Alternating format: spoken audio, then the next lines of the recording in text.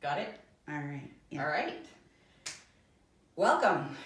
I'm going to show you or demonstrate the exercises for TRE so that you may be able to do this at home. First thing we're going to do is we are going to do a grounding exercise where I'm going to have you just close your eyes, bring your awareness to the bottoms of your feet, imagine roots growing out the soles of your feet, moving through the floor that you're standing upon, down through the foundation of the building, and into the earth. The roots continue to go down into the earth. They're searching for something to anchor to, which could be a big boulder, be another root, whatever feels right to you. Go ahead and anchor.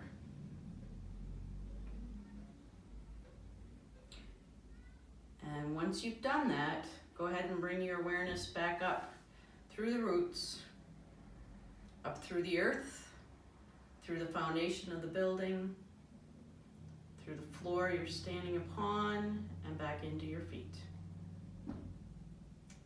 Go ahead and open your eyes. Okay, now the next exercise, the purpose is to stretch your ankles and enliven the bottoms of the feet. So you're going to be focusing on my feet, and you're going to rotate to the outside of one foot and the inside of the other. And then you're going to come on up and go to the other side. And then come on up, go to the other side. And do that about, let's say about 7 times. And when you're done with that, you're just going to shake your legs out. Okay, now the next exercise is, the purpose is to fatigue the calves, which is this part of the body right here. So you're going to turn to the wall, both hands on the wall, and you're going to lift one foot up, and then lift the other foot, the heel off the floor, and come gradually down. And before you touch the ground, go ahead and lift back up again. And you're going to continue to do that until your calf is fatigued at about a 7 on a scale of 0 to 10, 10 being the most fatigued. When you're done with that, you're going to go ahead and shake that leg out, or the calf that you've just fatigued, and then go ahead and do the other leg. Same thing. Till it gets to a 7 on fatigue, level of fatigue, 7 out of 10. Okay, the next exercise involves what's called a half squat. And the purpose of that exercise is to go ahead and stretch and fatigue the quads right here and the glutes right here. So what you're gonna do is, I'm gonna do this from a side angle. You can do both hands on the wall if you want, but what you're doing is you're sticking your hip out, making sure this knee does not come forward. The other knee can bend. You should be feeling it in your legs. Just like this.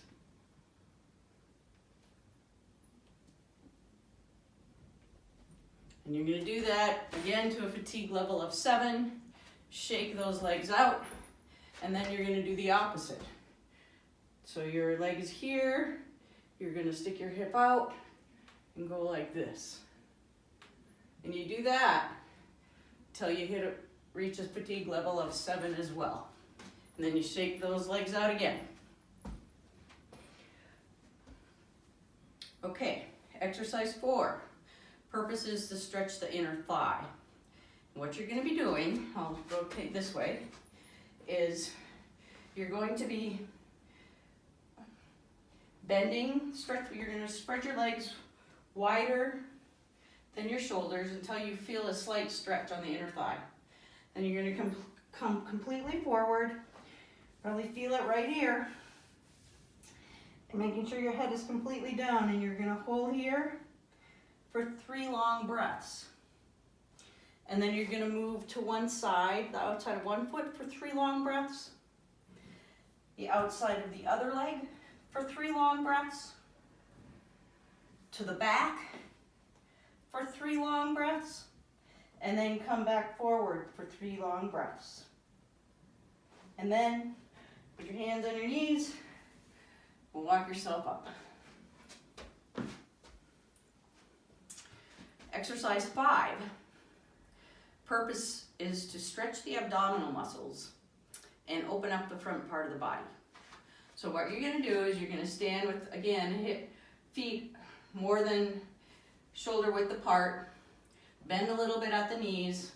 Put your hands near your pelvis and you're going to push forward. Now, if you feel a soreness in your back, we need to make a modification because we're not doing a back bend. We're actually pushing the pelvis forward, okay? So you're going to do that. You're going to hold that for 3 long breaths. Then you're going to rotate your body and your head and look as far as you can into one direction for 3 long breaths. Then you're going to go the other direction for 3 long breaths. And then you're going to come back to center. 3 long breaths. Okay. After you've done all that, shake it all up. Then the 6th exercise is the wall exercise, everybody's favorite, okay? Now, in this one, we're gonna be here for 5 minutes. You're gonna bend your knees until you can just barely see your toes. You're gonna stand on the wall for 5 minutes. The purpose of this exercise is to help charge the body in preparation for tremoring. Some of you may actually start to tremor or notice a tremoring as you are on the wall, which is totally fine. If you don't notice a tremoring, that's totally fine as well. So you're going to be here for 5 minutes, and so a good way to make the time pass is to engage in some kind of voice practice, which might be the 21 ahs, where you can just start out by singing ah, could be om. You don't have to do either, but it does help the time go by a little bit faster. Okay, now that's exercise 6. When you're done with that, for 5 minutes, you're gonna push yourself away from the wall, move your legs out just a little bit, and you're gonna come completely forward for 1 minute. And then when that minute's up, walk yourself up, shake things off. Okay, now the 7th exercise, the purpose is to regulate, initiate, and integrate the tremoring process. So I'm going to go ahead and lie on the floor and I'll show you the regulation portion of this. So this position is what's called a resting position, where your legs are straight out, your toes are to the wall. Another resting position is what's called the butterfly rest, where your knees are bent, your soles of your feet are touching. That's butterfly rest. Now to stop the tremors, sometimes you might have to do what's called a stop position, which means you lock your knees and toes to the ceiling. And you can hold that for a little while until the tremors stop. If they don't stop, even if you relax, eventually the tremors will stop. Okay, so then the next portion of this, which is the initiation of tremors, is you're going to go into the butterfly rest for a minute. Then you're going to go into the bridge, which means you lift your hips up off the floor for a minute. And then you're going to come back into that butterfly rest for a minute. Then you're going to bring your knees together about 4 inches closer than they were in the butterfly rest. And you're going to be there for 2 minutes. And then you're going to bring them even closer for another 2 minutes, and then even closer for another 2 minutes. Then what you're going to do is you're going to just very gradually move the soles of your feet flat on the floor, and then you're going to experiment with the position of your knees to find that place where you tremor the most. And just allow your body to do what it needs to do. I'll do this for like 5 minutes.